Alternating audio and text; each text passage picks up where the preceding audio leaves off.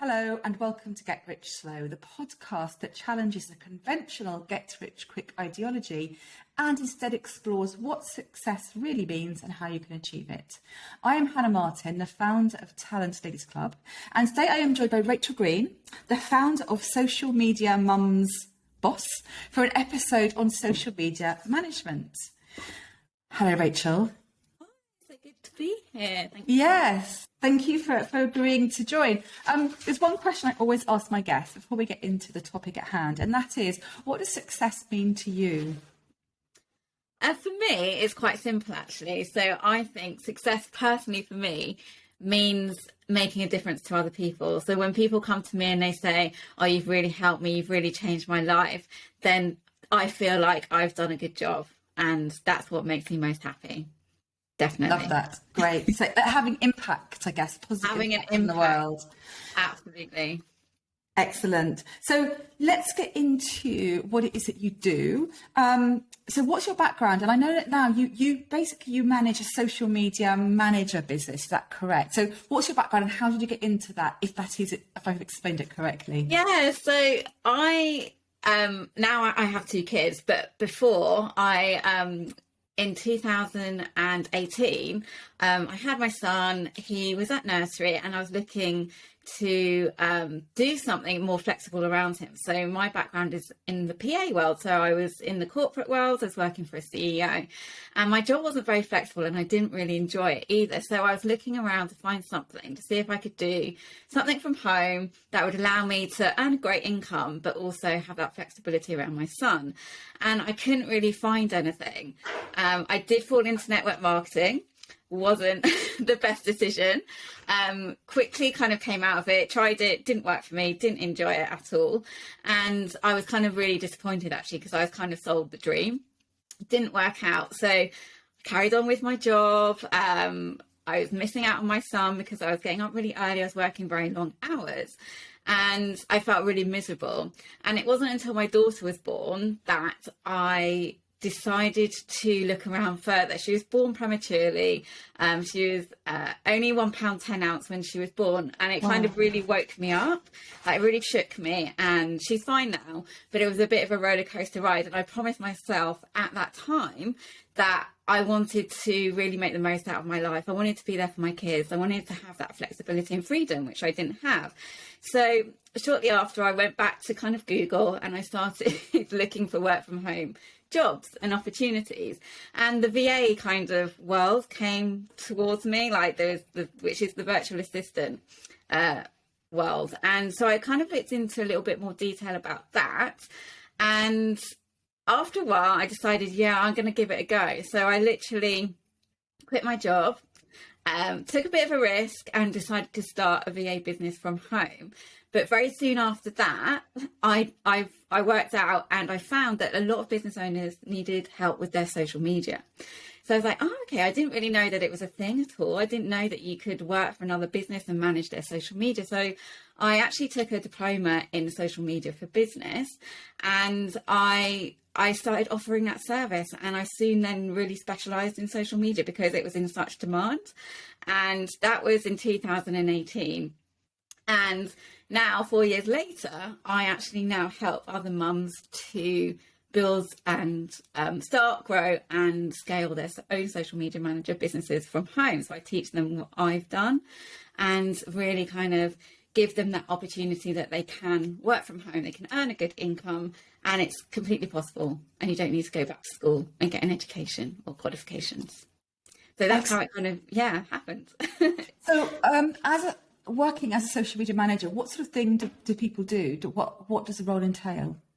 So yeah, we help business owners, normally like the small to kind of mid-sized business owners, and we help them with their social media. So that would be, there's different elements of it, but if you were just starting, three main things really. So we plan the different types of content that go on social media. So Instagram, Facebook, LinkedIn, Twitter, whatever platform you'd be working with for that business owner.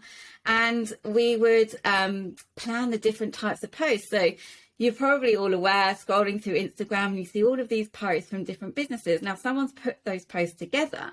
So that's literally what we do. And we organise and plan the types of posts. So it might be like a testimonial or a review. It might be like a product post. It might be a live interview. It could be literally anything. And we plan it. And then we can create the images that go alongside that. We can create the copy, so that's the text that goes alongside that as well. There's other things like hashtags, so you'll be, especially on Instagram, you'd be looking at the different types of hashtags and the ones that you need to put out with every single post. And then once we've kind of planned it and we've created that, we can then also schedule it. So it's all very organised. We're not rushing around and being unorganised and it all getting very chaotic. We're very lucky as social media managers that we have schedulers, so we can schedule the content to go out in advance. And then another thing that you might be doing is looking at the analytics. So we need to kind of know what's going on the social media platforms, what's doing well and what's not doing well. So every month you might be looking at the analytics, which are really good for each platform. So each platform has their own inbuilt analytics that we can have a look at. We can go through this with our clients, see what's going on and improve it. So that's kind of the basics of when you get started. And then when you kind of have been doing it a little while, we can look more into the strategy and the overall kind of business strategy and how social media fits in with that. But that's the kind of general gist of it in short. And how do social medias find clients? Where do they get the business from? So there's literally loads of different ways that you can find clients. So we're very, very lucky that in this world today that we have a huge online space. So you can find clients in Facebook groups, you can find clients over on LinkedIn, which is one of my absolutely favorite places to connect with people. You can find them on Instagram. You can do the face-to-face networking events in your local area. So there's lots of business events out there. It's one of the ways that I built up my business quite quickly, because I went out in my local area, just got to know people, went to these meetings, and a lot of people will refer you. So referrals is another really big way that you can find clients. You can do that online as well. You can do, for example, free mini audits, which is a really good way to get your foot in the door. So what I mean by like a free mini audit is really just looking at a business owner's platform. Let's just pick Instagram. We're having a look at a few things, making sure that their bio's optimized, making sure that they've got a nice photo, making sure their content is engaging, that they're using the right hashtags, for example. And we offer these free mini audits, don't normally take longer than 20 minutes. And we're being really, really helpful. And it's a really good way to show your expertise, even if you feel like you don't have any, which I'm sure we'll talk about in a minute. But so you offer these free mini audits. You'd be really, really helpful to a business owner, and that can lead on to them becoming your client as well. So there's literally loads and loads of different ways to find clients. But what I would really stress is we're not going and spamming people. We're not doing any of that salesy kind of techniques. We're really just starting conversations, getting to know people, and offering them some free help and advice, because there's a lot of business owners struggling out there at the moment with their social media, and we're building our network and we're connecting with people. And that really is it. And if someone's listening to this, and I know, obviously, having worked over the years with people starting businesses, starting freelance careers, kind of like the big things people really struggle with is finding clients, we just talked about. Another thing is how to price and package what it is that they do. And a lot of women undercharge, I know, happens a lot. So if someone's listening and I think this sounds great, I quite the idea of being a social media manager, working around my family from home, but I've got no idea how much to charge and how to package my offering. So what advice have you got for people in that respect? Yeah, so it's very, very common for people to undercharge themselves because they feel like they're not worth anymore. And some of that is obviously a mindset issue. But I very much teach and recommend that people charge at least £30 an hour, which is around the $40 mark if you're elsewhere in the world. So what we do is we don't work on a kind of hourly rate. So we wouldn't go to a client, I do 20 hours for you and my rate is £30. So this is how much it's going to be. What we do is we create packages bespoke to each business owner. So it really depends what they need. So, you know, what does their business look like? Where do they need to be on social media? Do they need to be on Facebook? Do they need to be on Instagram as well? Maybe they need to be over on Twitter. So what does that look like for them? And what we do is we create packages bespoke to them.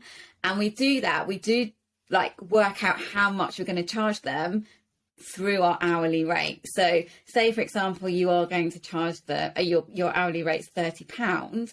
You can say, okay, they need this, and this. How long is that going to take me? And then we can multiply that by our hourly rate and we get like a sum. So that is how we kind of price our services, but you should never, ever work for under £30, $40 an hour, even if you're just starting out, and don't work for free either. That's something that I'm quite passionate about. It's not working for free. You don't need to. Oh, I couldn't agree. And I love your pricing strategy is what I recommend people do as well. And all too often when I've spoken to people, they're not even aware of how little they're charging. And sometimes when, like, one friend said, I'm working with someone and we will talk through their processes with them. And then they're often shocked to realise they're earning less than minimum wage per hour. And as you say, that they don't need to do that. And often you find as well that clients who will pay you very little are often the worst clients as well. They don't value what you do. No. And the clients that are happy to pay a fair going rate for what it is that you do are appreciative and respectful of you. So actually this thinking, oh, if I undercharge, I'm going to get more work, doesn't happen. And if you undercharge as well, you're more likely working for worse clients. So definitely agree. Absolutely. And you can decide who you want to work with. And if you give them a package, you put it together and they say, oh, it's too expensive, then that would bring like a red flag to me. And I say, well, okay, you know, it can be negotiated and you just would take stuff out. But if they say, no, I only want to pay you £100 or something, you're like, no, don't work for them because they're not worth it and they don't value you. And yeah, it will probably be a bit of a problematic relationship going forward. So don't do it. Definitely. No, I agree with that. And what about kind of training and qualifications? I know it's not like you can sit at like kind of a GCSE or another exam.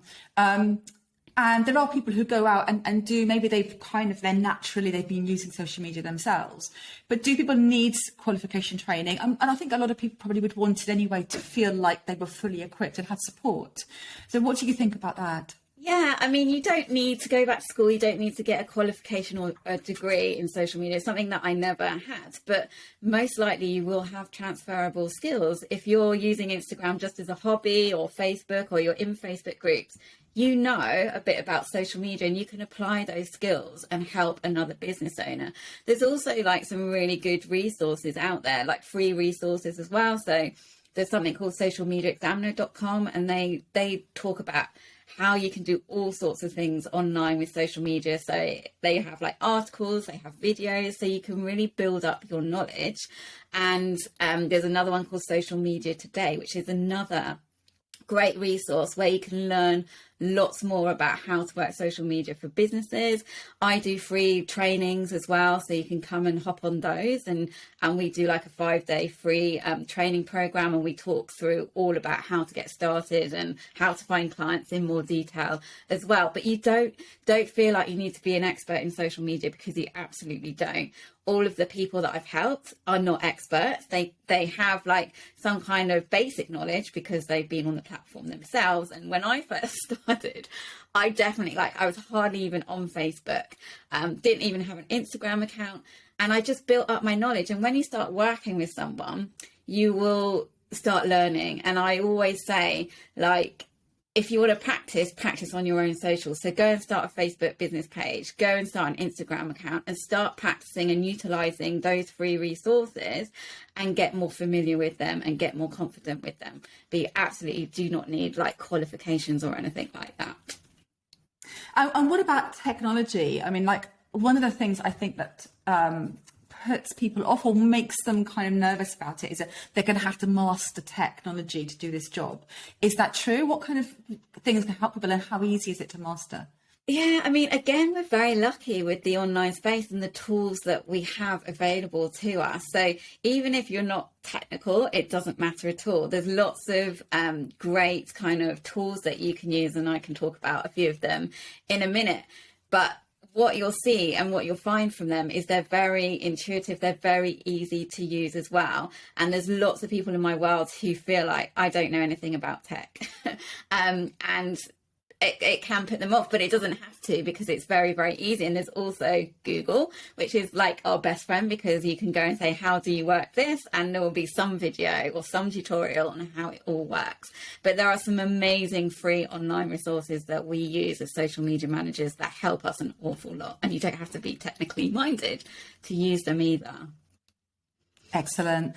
And what about, so there's finding clients, getting the right training, finding the right pricing and technology. But what about you as a person? Is there a certain personality type that does well? Do you have to be extrovert, for example, or can anyone really learn social media? Yeah, like literally anyone. You do not have to be extroverted to do this. And actually, when I was looking into it, I saw an article that said, oh, you have to be really outgoing, really extroverted. You have to do lots of networking. And it completely put me off, because I am not that at all. Naturally, all growing up, a lot through my adulthood, I am introverted. I am quite a quiet person, shy person.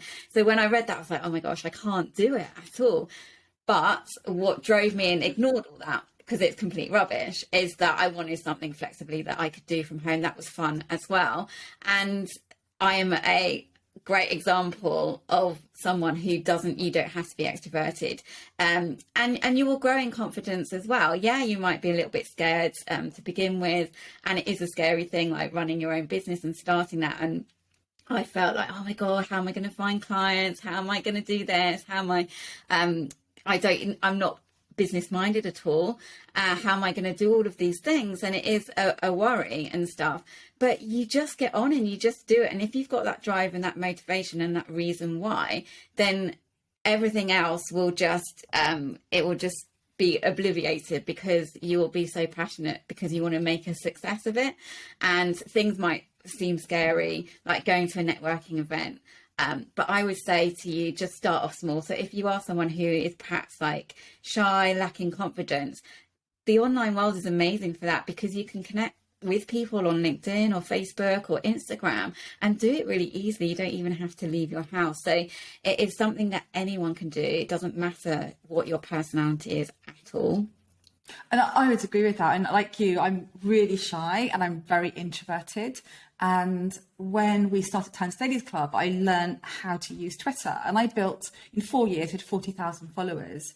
And I loved it. And it didn't hold me back. For me, it was all about understanding like who I was talking to and what they wanted and how I could help them. And my desire to help them and give them the kind of information they needed gave me things to talk about, rather than kind of worrying about those things. So I agree. And I think actually in many ways the online world is great for introverts, because we can be at home. We don't have to use so much social energy and absolutely and hide. Yeah, introverts make really great business owners, because we're really good at listening. And a lot of the time when you're going out there trying to find clients, really what you're doing is listening to them talk about their business, their struggles and their pain points. And you can just like tell them the solution to that and how you can help. So, and business owners like to talk about themselves. So if you can ask like a simple question like, you know, why did you start your business? They will go off on, you know, a tangent. And how long have you had it, for example? And so we make really good listeners. And I think that's part of what makes us as great business owners. Obviously, if you're extroverted, that's good too, but it really doesn't matter if you are lacking confidence, because you will grow in confidence. A lot of the people that I've taught, you should see when they started and how they are now, and it's completely like a complete transformation. It's amazing. And what about mistakes? I love talking about mistakes, because we all make them, and actually they're sort of an inevitable part of life, but it's also great to kind of be aware of the ones you want to avoid. So what are the three of the most common mistakes that you see people making when they start a social media management business? One of them we've kind of already talked about, and that's undercharging. So I do network a lot, and I'm in Facebook groups a lot, and I see posts and people put out there, oh, you know, I'm only charging $15 an hour, which is like £10. And I'm like, no, you have to charge a lot more than that, because there are things that you have to cover. And if you are charging like $10 or £15 or whatever it may be, then it's not going to be a sustainable business. You need to value your worth. You can help business owners, and you need to believe that. And so you need to charge the right prices. And we've kind of touched on this. When you're charging like the right price, then you're going to attract the right clients. And if you're going to charge $10 an hour, you're going to attract like the lower end clients who do not value you, who are going to be a nightmare to work with. So make sure that you charge correctly. Another thing is there's some websites out there that you can go to, like People Per Hour and Fiverr, and those are kind of websites where you can jump on, and there's a lot of kind of bidding for work, and a lot of those business owners on there, I feel, are looking for the cheaper kind of packages. And so again, they want someone to work for not very much. So I wouldn't necessarily spend a lot of time on those kind of websites, because they're just not going to do you justice. I believe there's a better way to go and find clients, and that will be in Facebook groups, on LinkedIn, through Instagram, through your local community as well, and local networking, rather than spending time on those kind of websites. And when I ask people and they say, oh, I haven't got a client yet, I say like, well, what have you been doing? They've been like, oh, I've been on People Per Hour, I've been on Fiverr. And I'm like, don't do that. There's much better ways. It's all about building relationship. And I think you can find the higher price clients and the better quality clients away from those platforms. So don't waste your time doing that. Another, I think the third one would probably be not being clear on who you're going to help. So one of the ways to demand those higher prices is really having a clear understanding of who you help and how you help them. So one of my methods and one of my teachings is that we try and teach you, or get you to think about, okay, what kind of industry may you like to work in? What kind of interests do you have? What passions do you have? What hobbies do you have? It may be that you're really passionate about beauty. It may be that you're really passionate about fashion, or it may be that you're really interested in like the wedding industry and you absolutely love all and everything that there is to do about weddings. And so if you can kind of pick an industry, not necessarily like one business, I'm not talking about going out there and just working for hairdressers, for example, but like the beauty industry as a whole. And if you can be very clear in your marketing and your messaging about who you work for, who you work with, not for, then you are far more likely to attract those kind of people, rather than going out there and trying to market to every single person and every business owner. That's another massive mistake that I see online, is people saying, yeah, I'll work with anyone, doesn't matter who you are, what you sell, what your business is, I'll just work with everyone and anyone.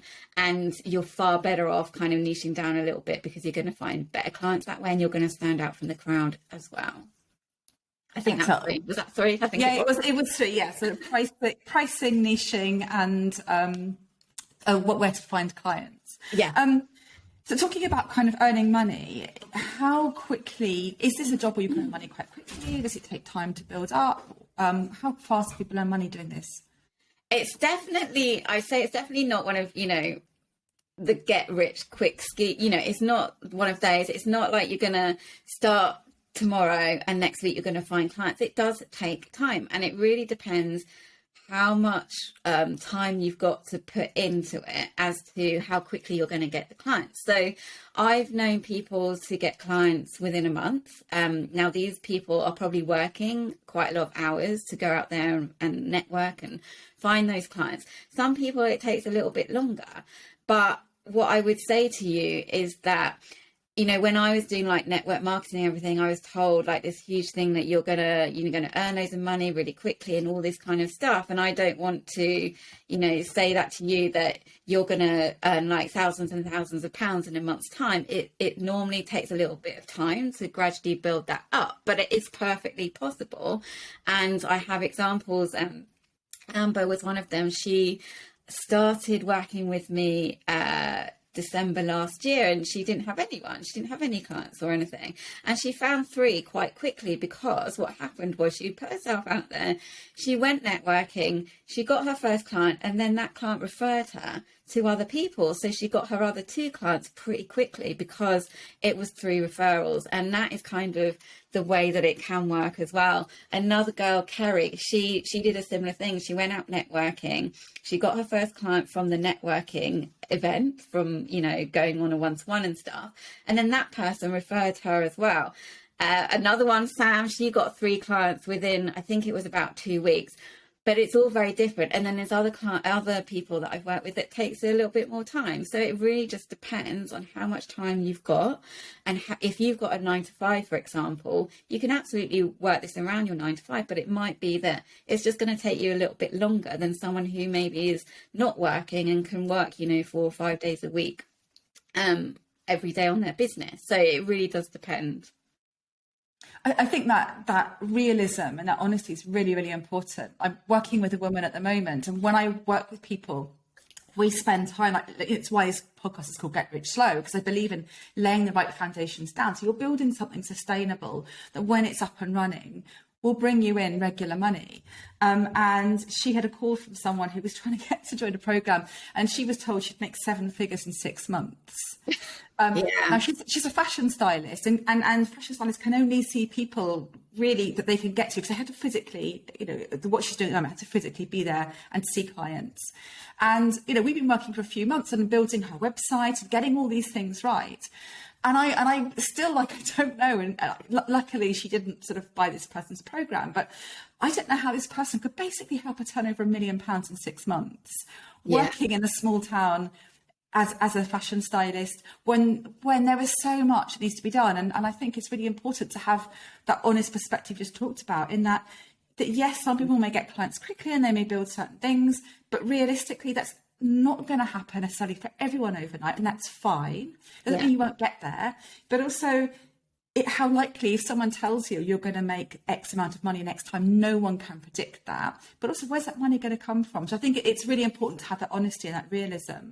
Yeah. And be prepared also to put in the work. Like you say, like the people who do go and get clients are putting in a lot of the right work and laying the right groundwork to do that. You've got to do the work. It's not gonna come to you just like that. And I can't say to you, you're gonna make like $2,000 in a month. I don't know like how you work or your commitment or anything like that, but it is totally possible. And I also say, like, there's no kind of income ceiling when you run your own business. Like, you can make as much money as you want to, but this is like a long-term game. Like, this is your whole future. This is something that you start now, you build up, and maybe in 3 to 5 years time, you're like, oh wow, I've got this amazing business now and it's thriving and I'm working from home. And then like, it's like, okay, now what do I want to do? Where can I lead this from? And, you know, maybe if you want to earn more money, you can earn more money. What do I do now? But you've got to start somewhere. And like I say, it's like a long-term thing. It's not like, if you're someone that goes, oh, I need to earn money really, really quickly, but I don't really want to do the work, then this is definitely not for you. And if someone is listening now and they are in a full-time job and they may be, and that's a real kind of thing, people transition, they want to work for themselves, but it's that, you know, chicken and egg, and they can't afford to give up their job. Is this something that someone can build around a job and then build it up to a point where they can kind of go off into?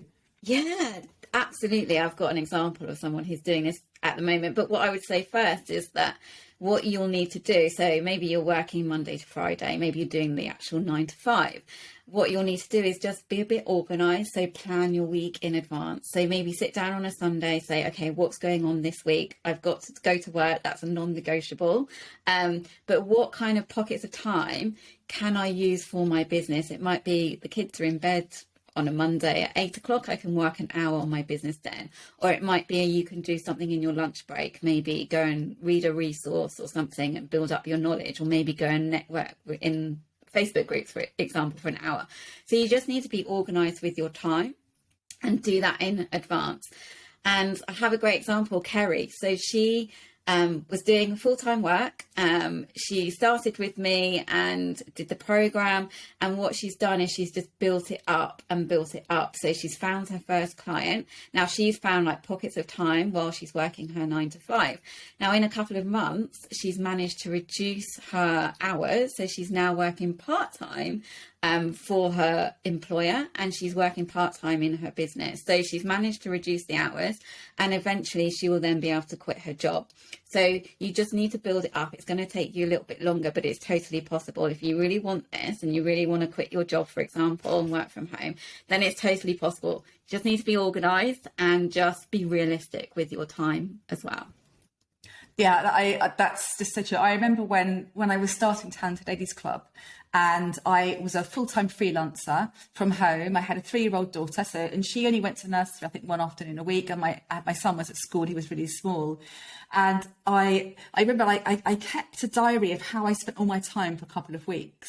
And I realised if I stopped looking at the Daily Mail sidebar of shame, and I stopped just spending hours on Facebook, that I would have like 3 or 4 hours a week or more. And so basically I kind of found those what you call pockets of time, and then I was really strategic about what I did in that time. Like I made task lists, and that's how I got TLC launched while I was so busy. So absolutely agree. And we've all got, there's more time. We waste so much time without thinking about it, and also giving up things, sometimes sacrificing. If you think, okay, I'm giving up an hour of TV a night because I know if I do this now, then I'll get something I really want. And it's weighing up how much is that hour of TV worth for me versus what I really want to gain. So yeah, I definitely think that's really good advice. Yeah, absolutely. And when you're carving out these pockets of time, so you're going to do an hour, just make sure you know what you're going to do with that hour, not like getting to that point and going, oh, what should I do now? Because you just waste time. So what is it going to be when you're kind of working out your time and your schedule? Definitely. When people start working with a client, how can they best deliver value to a client? Do you have any tips on that? So we've got sort of tips about mistakes around it and stuff to get started. But one of the things, when you do get a new client, you want to demonstrate right away that you can give value. How can you do that? Yeah, so like when you start working with a client, it's really important to have like an onboarding plan. So you talk with the client, you get everything you need, like, their logo, hex codes, color palettes, all of their kind of branding and stuff. But what I would also say is you need to be very clear on who their ideal client as well is. So they should know who that is, hopefully, but you need to have a really good in-depth conversation so you really gain an understanding of who they're trying to attract, who their perfect customer is, so that when you are creating all of the content that you'll be creating, that it's designed specifically with them in mind. And so making sure you do that at the beginning and having that communication with the client is really, really clear. And then when I mentioned earlier about the analytics, so when you're looking at the analytics every single month, that's going to be a great way for you to see what's working and see what's not working so that you can tweak it. And I always say, like, to business owners, again, social media is not a quick fix. It's not like I'm going to start working with you and in like a month's time you're going to get thousands and thousands of new followers, thousands of new customers. It takes time. And so it may be like a period of 6 months, especially maybe if they're new to social media, or maybe they haven't been posting on social media consistently, so their accounts are a bit dead. Then it's going to take a little bit more time to build up. But you need to go in it with a mind of it's very collaborative. They will probably have ideas as well of what they want to do.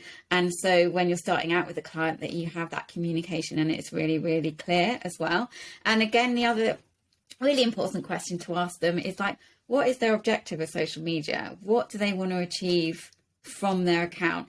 Is it that they'd love to get more leads onto their email list? Maybe they want to increase those numbers. Maybe they want to have more hits to their website. Maybe they want to grow their credibility and their awareness, which is a very popular one. But what is it that they want to achieve? And then you can, once they, have told you that, you can say, well, this is what we need to do to achieve those goals of your business. So that would be like my recommendations, is just being very clear and setting out the boundaries as well when you work, and making sure that you have that communication with them, whether it's like on a Zoom, monthly basis, email communication. I would always say definitely have a phone call with them at least once a month. Excellent. And as a career, running this as a business, what difference can it make to people's lives? I mean, is someone's kind of thinking, I like the sound of it, I need that bit of motivation, kind of, am I really going to take the leap? Because there's quite a lot I'm going to have to do and get started on. Why should someone do this as a career? I think it's probably one of the easiest things that you can do if you don't want to go back to school, you don't want to go and get qualifications and something. It's fun to do, and you can do it from home. You don't need to go and fork out for a lot of equipment or products or employ staff or anything. So it's an easy business to set up. Really, all you need is like Wi-Fi and a laptop or computer or something where you're going to kind of create all this stuff and everything. But there's so many people that I've taught that have got incredible stories. One of them, Crystal, she's actually in South Africa and she's a single mom. When she came across me, she was working it was a part-time job, but she said it was more like a full-time job. And she hated it. And she started all this social media manager role and everything, and she got clients. A lot of hers are through referrals. She lacked confidence. She was very introverted, very shy when I met her, and a year later she's got like this thriving business, and she's just worked this around. She quit her part-time job, I think it was in like a month, so she did it quite quickly, and she's just built up, and she's grown so much as a business but as a person as well. And she's a completely different person to what she was like a year ago. And there's other people like Amber. She started with me last year. She had no money at all. She's got like a 2-year-old son. So she had no money. She was relying on her partner's income. And she couldn't afford like the treats that she wanted to take her son out or anything. And when she started working as a social media manager, again, little confidence, no experience, like literally nothing. But she had this determination and drive to make it work. And she did. And she's now got a really great business. I think she's got 4 clients now, because she messaged me the other day saying she got this new client. And she's able to give her son a better life because she can treat him, she can take him out and do all of these things that she could never do before. And she said it's like changed her life. Like, it really gives me a bit of the shivers, because that's why I do what I do, because I love to make an impact and change people's lives. And yeah, they're very inspirational, and I've done interviews with them, and you can check that out on my Facebook personal profile if you want, because there's lots of different stories. I interview lots of different people with different backgrounds, and yeah, they're all very inspiring. That's fantastic. So it must feel really good when you know that you've helped make a positive impact on someone's life because of that work. Oh yes, definitely. It really does make a difference. What I do. Very passionate about it. Excellent. I've got one more question for you. And that is, what advice would you give someone who wants to get started as a social media manager? If they listen to this thinking, I want some of that, it sounds brilliant, I'm ready for it, how should they get started?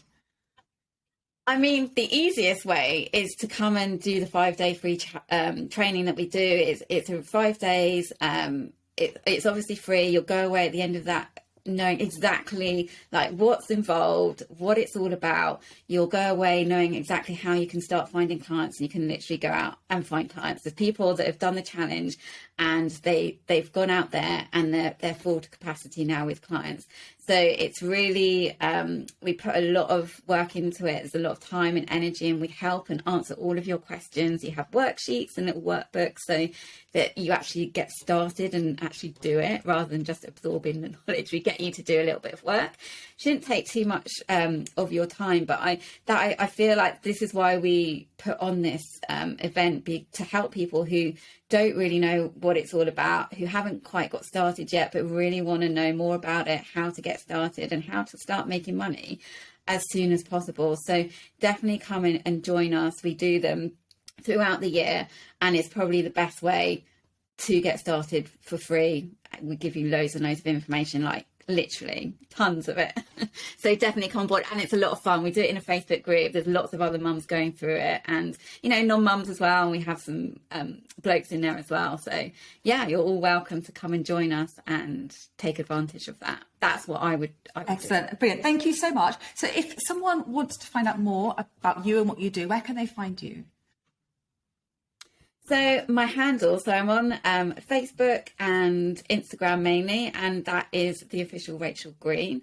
And then if you want to come and pop on to our next 5-day free training, then it's just www.socialmediamums.com/challenge, and it gives you all the details of what's involved. So come and join us, and I'd love to see you there. And thank you so much for your time today, Rachel.